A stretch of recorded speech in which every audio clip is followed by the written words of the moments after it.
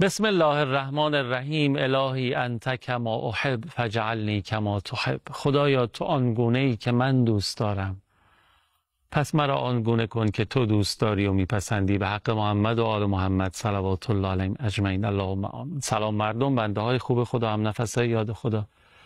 الهی که خوب باشین، سلامت و تندرست باشین. خیلی ممنونم که پای تلویزیون نشستین و یاد خدا رو همراهی میکنین. امیدوارم برنامه براتون مفید باشه، به دلتون بنشینه، به چشمتون بیاد.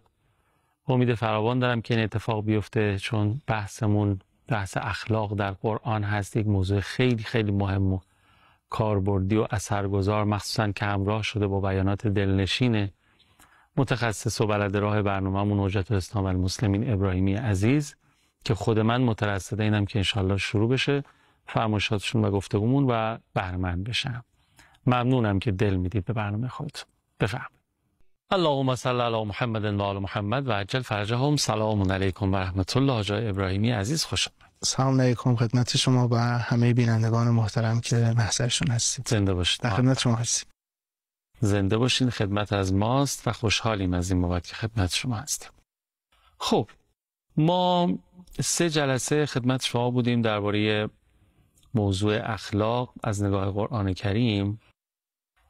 منتها شاید ما توسط برخی از بیننده هامون متهم به این موضوع بشیم، اتهام که ها شما گفتین از روز اول که میخواین راجع به اخلاق در قرآن صحبت کنید، اما تقریباً بیشتر زمان 3 برنامه‌ای که ما از شما دیدیم توی روزهای دوشنبه اختصاص داده شده به موضوع زن و عفاف و حجاب.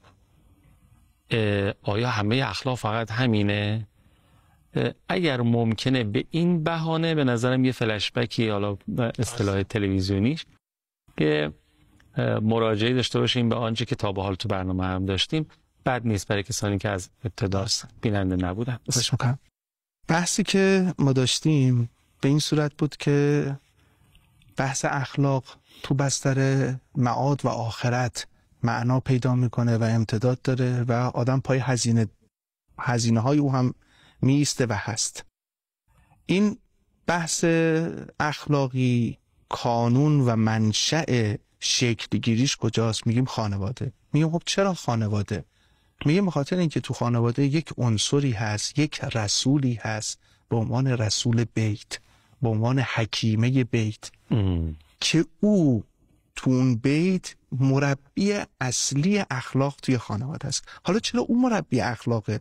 مثلا چون این خیلی نکته لطیفیه ها، چون مثلا رفته مثل این کسایی هستن که میدونن مثلا آقا تو مدیتیشن خودشو مثلا خود ریلکس کنه. حالا این کلمات خوب نیست من به کار ببرم، ولی مثلا امروز معروفه دیگه. مثلا خودشو خورده حالشو خوب کنه، از این گروه‌های شرکت میکنه که مثلا هی به خودشون تلقین میکنن من مثلا صبورم. من آیا چون مادر مثلا یوگا کار میکنه؟ آره مثلا این کار این شکلی، چون مثلا مادر رفته ظرفیت داره بره تو این گروه ها کار کنه. قرآن میگه نه، من اصلا اینجوری نگاه نمیکنم. من به مادر نگاه من نگاه توحیدیه. یعنی چی نگاه توحیدی؟ چیکار کنیم نورانی بشیم؟ یک روشی که برخی از آیون، حالا من اسم نمیبرم، آیونی که قبل از اسلام بودن ها، از فلاسفه و اینا، اونا یه روشی دارن برای این که اون دیواره نورانی بشه، اون آدمه نورانی بشه، حجابه رو برداره. روش چیه؟ میگن ستونو بساب، شروع کن روی این رذیله کار کردن و سابیدن این رذیله، کلنگ بردار، تلاش کن و هی با این درگیر شو، دعوا کن فلان، تا این رذیله رو برداری و دیوار چی بشه؟ نور. این یه روشه که من نمیخوام وارد بشم روشی کیاست و برخی از بتا بزرگواران مثلا ما هم کتاباشون تو این فاز اومده جلو پرداختن، تو این جزئیات نمیخوام برم. یه روش دیگه هم هست که اصلا این هزینه ها رو نداره، یعنی هزینه کلنگ بگیر و سالها تلاش کن که دیوار رو بسابی و نمیدونم حالا ریشه کبر رو کندی، حالا برو بعدی، حالا برو بعدی. یه روش دیگه هم هست که اصلا هزینه ها درش نیست. اون چیه؟ اون اینه که آقا شما یه نور دیگه بیار بین این دیوار و خودت روشن کن. اینجا نور، اگه به جایی که دیوار رو بکنی نور رو جابجا کن. یکی اینکه دیوار میکنی، خب دیوار رو بکنی که بعضی از اینا اصلا پسش آدم بر نمیاد. به جای اینکه این کار رو انجام بدی، نور رو جابجا کن. یعنی چی نور رو جابجا کن؟ یعنی اون نور رو اگه بگیری اینجا، دیگه رو دیوار هیچ تاریکی و ظلمتی نیست. ببخشید، یه منبع نوره، یه مانع است، اینجا منم، حالا من دیوار دیگه فرمودید به جای دیوار من. شما میگین که به جای اینکه این مانع رو هی باش ور بری بخوای تراشی خرابش کنی و منو چقدر طول بکشه نشه بشه و اینا، شما اون منبع نور رو جاش عوض کن، بیار توی زاویه‌ای که اصلا این مانع دیگه نباشه. بیار این بره. یعنی چی؟ تو بحث معارف توحیدی و قرآنی که خود قرآن یکی از مصادیق مهم اون نوره. این پیغمبر چگونه جامعه ظلمانی جاهلی رو ظرف 23 سال تبدیلش کرد به جامعه مدینه الرسول با روشن کردن این همین نور توحید که در این قرآن جلوه کرده. میگه توجه به خود توحید و نور توحید و لوازم اون باعث میشه که تمام سیئات اخلاقی هم از بین بره. یعنی با توجه و آمدن نور توحید ظلمت ها هم از بین میره. مثال امروزی ترش، حضرت امام میخواد خرداد 42 سیئات و کثیفی هایی که تو جامعه میبینه از بی اخلاقی ها، میخواد اینا رو جمع کنه. دو روش هست. یکی این که مثلا امام شروع کنه با تک تک مشروب فروشی ها درگیر شدن، با تک تک اون مراکز فساد و فحشا، هی با اینا دونه دونه این شه. این یه روشه که خب ظلمت دیگه داره مبارزه میکنه. یه روش دیگه هم اینه که شما برداری اون مانع بزرگ رو، که اون مانع بزرگ یعنی چی؟ یعنی این که نور رو جابجا میکنی. نور یعنی نور جابجا کردنش منظورم یعنی این که اون رئیس مملکت رو که شاه بود برش میداری نور میذاری به جاش. چی میشه؟ آها شما تمام اینا رو جمع کردی ریختی بیرون. یعنی حکومت معناش یعنی این. حکومت یعنی جابجا کردن نور. و چقدر از این سیئات اخلاقی جمع شد رفت. من فکر کردم اون مانع یعنی حکومتی که حکومت جوره، اون یه مانع. نه، اون رفته جای نور رو گرفته. اونجا جایگاه نوره و یک عالمه چیه؟ سایه و مثلا سیاهی و اینا تو کف جامعه هست. حتی مثلا برخی از بزرگواران تو خاطراتشون هست دیگه، حالا اونم نمیخوام اسم ببریم، مثلا دغدغش این بوده که چرا سر کوچهشون مثلا قمارخونه است. این دغدغش اینه. ولی دغدغه امام دغدغه این تاریکی سر کوچه محل و اینا نیست. دغدغه اینه که نور سر جای خودش نیست. اونجا جایگاه نوره. اونجا جایگاه نوره. چون که اگه او درست بشه سر کوچه هم درست میشه. یعنی زاویه نور درست بشه این شکلی، زاویه نور که درست بشه خیلی از اینا برچیده میشه. ولی حالا نکته اینه که زاویه نور تو رأس هرم درست شده. اگر الان مثلا شاید بینندگان عزیز یا کسی مثلا اشکال بگیره که خب هنوزم که بعضی جاها ظلمت هست، ولی اون جایگاه درست شده. ولی بعضی از جایگاه ها هنوز این نور جایگاه خودش قرار نگرفته دیگه. چرا قرار نگرفته؟ سوره مبارکه نور به همین داره اشاره میکنه. به خاطر اینکه وقتی آلودگی رو دامن میزنن، وقتی خانواده رها میشه، رأس هرم نورانیه. ولی بقیه مراکز چی؟ بقیه جاها چی؟ این چیزی باید درست بشه. میگه این نهاد خانواده است. پس به این دلیله که ما داریم به موضوع زن و حجاب حالا نکته‌ای که تو بحث اخلاق ما اومدیم سراغ خانواده، میگم که ما اگر زاویه نور رو تو جامعه درست کنیم، خیلی از سیئات اخلاقی رخت بر می‌بنده میره. زاویه نور کجاست؟ خانواده است. اگر اینجا نور جا بگیره، درست بشه، یه جایی قرار گرفته که دیگه همه از این نوره بهره مند میشن، یعنی از محاسن اخلاقی.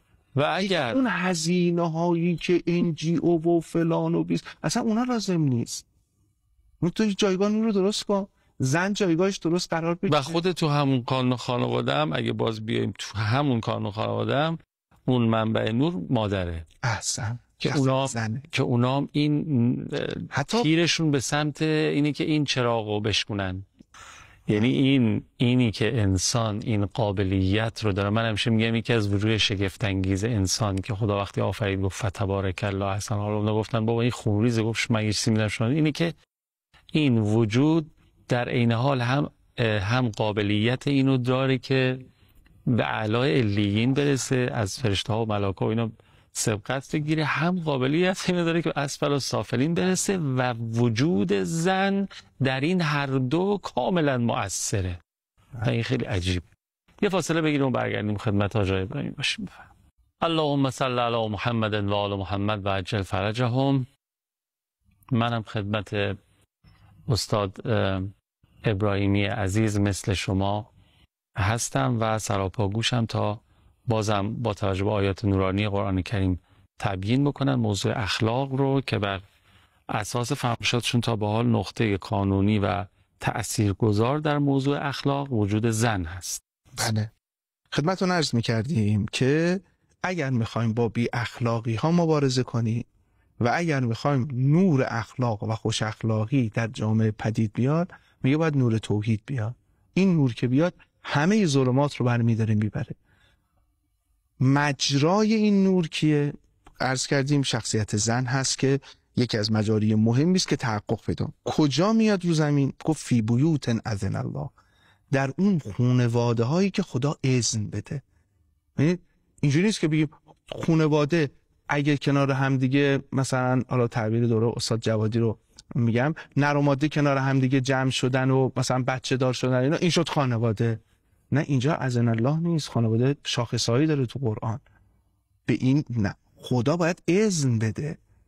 اون خانواده ای که اومد به این احکام دین و اینا توجه کرد، که حالا تو توجه خیلی عجیبه. این سوره نور رو کاش مثلا ما میتونستیم خیلی بخونید بینندگان عزیز. من خواهش میکنم واقعا این سوره مبارکه نور رو با یه تأمل و با یه دقتی باش اونس بگیرن، توجه کنن.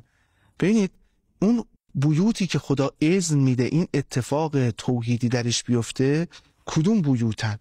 خود همین سوره مبارکه نور مثلا میاد میگه آقا اون خانواده هایی که توجه دارن به حریم خصوصی، مثلا آیه 58 تو کدوم خونه این نور میاد؟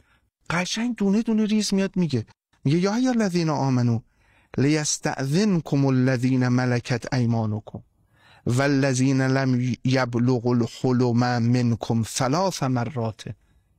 ببین بچه باید یاد بگیره کی ورود بر حریم خصوصی پدر مادر پیدا کن. آقا مگه ما با بچه‌مون این حرفا رو نداریم؟ این حرفا رو ندارید فی بیوت اذن الله نمیشه ها. خود این آدابه حالا معنا پیدا میکنه که وقتی اون نور توحید میخواد بیاد تو این فی بیوت اذن الله، این اذن الله، اینا رو من دارم با توجه به ساختار سوره میگم ها. این که حالا تو روایت ها باطنی برای اینا بیان شده، مصادیقش اهل بیته، اونا یه حرف دیگه است، اونا همه قبوله.